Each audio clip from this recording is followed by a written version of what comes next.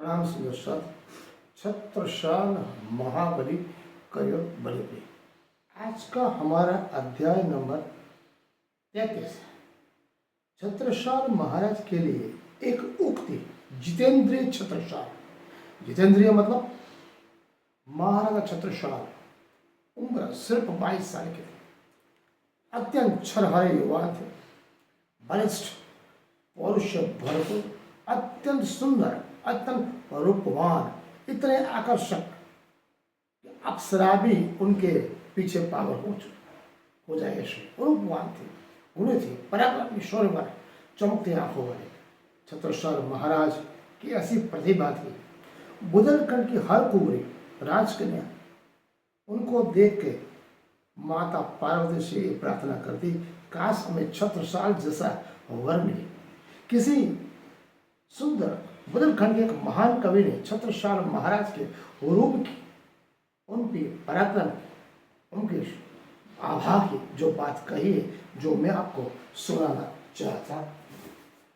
छत्रसाल महाराज के स्वरूप का किसी कवि ने ऐसे बखान किया है, औसत कद वक्ष सिंह, कैसा सुहाना बना, बाहु थे विशाल, लाल आंख वीर वेश था, बाहें शगनकारी, रम्य प्रकट भुजालेश, कंद वृषभकेश, पराक्रम अजीत, तेज तपता था रवि केशा, वीर माथे पर, वंश अवतंश अंश अंश लेसता, तापे वरदायनी, विंध्यवासिनी सिंहासनी का दायनी बने जो भव्य दामिनी।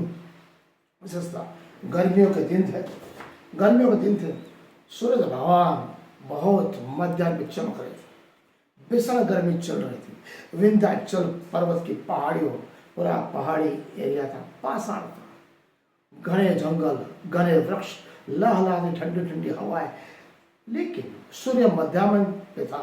भास्कर अपनी अग्नि ज्वाला जंगल पे फेर रहा। छत्रसाल महाराज सर पर घोड़े को लेके तीव्र गति से बुंदेलखंड पन्ना की ओर अकेले जा रहे थे, पीछे सैनिक थे।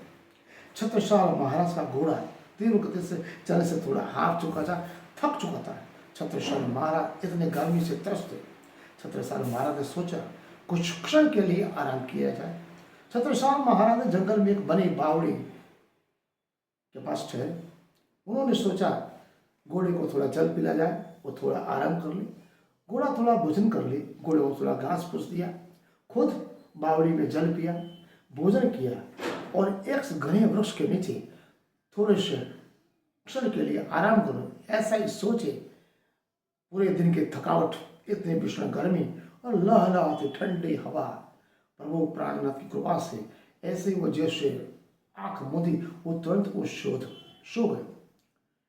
1-2 घंटे के बाद ऊँघ बराबर चल रही थी। प्रभु श्री प्राणनाथ के मन मस्तिष्क में विचार चल रहे थे। अचानक घोड़े की सरसराहट से आवाज सुन के उनकी आंख खोल के सहसा उन्हें देखा।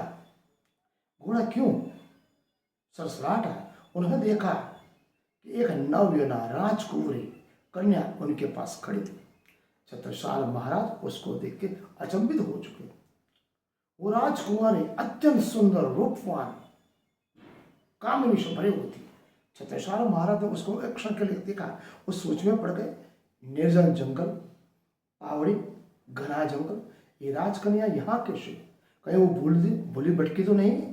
कहीं कोई संकट में तो नहीं है? छत्रसाल महाराज ने उसकी आंखों पे देखा, कुछ उनको अलग सा एहसास हुआ। छत्रसाल महाराज ने उस कन्या की आंखों में और तन बदन में काम वेग को उन्होंने देखा। फिर भी छत्रसाल महाराज ने अपने आप को संभाला। बोले, देवी आप कौन हो? कहाँ से आए हो? ये निर्जन जंगल में बावड़ी के पास आप क्यों? वो नवयुवक कुछ नहीं बोले। छत्रसाल महाराज ने अपने आप को संभाला, फिर दोबारा पूछा, आप कोई संकट में तो नहीं हो? आपके पीछे कोई मुगल सैनिक तो नहीं है? आप अकेले हो चुके हो? आप अपनी छावनी से बाहर चुके? छत्रसाल महाराज ने बार बार कहने पर उस नवयुवना ने एक ही क्षण में एक ही वाक्य में पूरा वाक्य बोल डाला। छत्रसाल महाराज अचंभित हो चुके। सहसा वो घबरा कर सोचने लगे, एक काम व्यक्त से आतुर एक नवयुवना मेरे पास क्यों आई?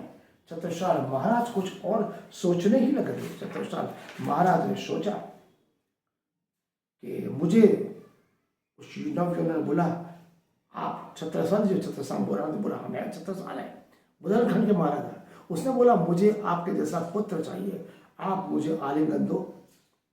कामी के शब्द सुनकर महाराज छत्रसाल मन मस्तक से तीर से कमान चुभ गए। कुमार छत्रसाल समझ गए इस नवयुवना पे काम वेग के वासना आरूढ़ हो चुकी है।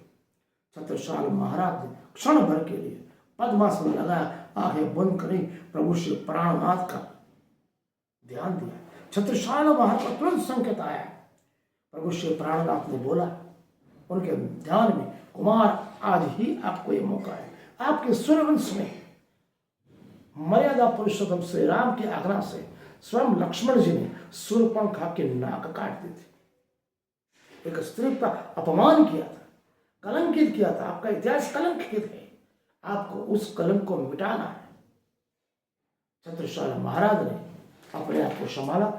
एक क्षण के लिए उनको देववाणी आई, छत्रसाल आप विश्वामित्र नहीं हो, आप वशिष्ठ नहीं हो, आप उससे भी परे हो, महान बड़े तपस्वी हो, आप जितेंद्रिय हो, आप अपने मूल स्वरूप को पहचानो, आप परम धाम में बैठी, ब्रह्मपुर में बैठी शाकुंतला शक्ति हो, जो माँ प्रभु श्री प्राणनाथ की साधु सखी है। छत्रसाल महाराज ने अपने आप को संभाला।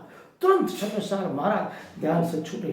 तुरंत ही छत्रसाल महाराज वो नवयुवना कुंवारी के चरणों को स्पर्श कर बोले, माते मैं ही तेरा छोरा हूं, मैं ही तेरा बालक, मैं ही तेरा छत्रसाल और मैं ही तेरा पुत्र। नवयुवना ने उसके लिए आश्चर्य की बात थी।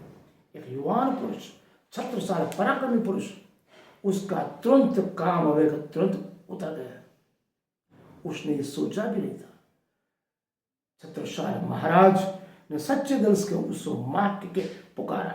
अतएव उस रूपवती यमुना ने छत्रसाल महाराज का पुत्र स्वीकारा।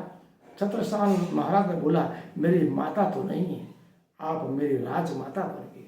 उसके बाद छत्रसाल महाराज वही नवयुवना, वही कुंवारी, वही राजकन्या को पन्ना बुंदेलखंड ले गए। जीवन भर उन्होंने उसी कन्या का बउआ जी माता करके पुकारा, राजमाता का दर्जा दिया।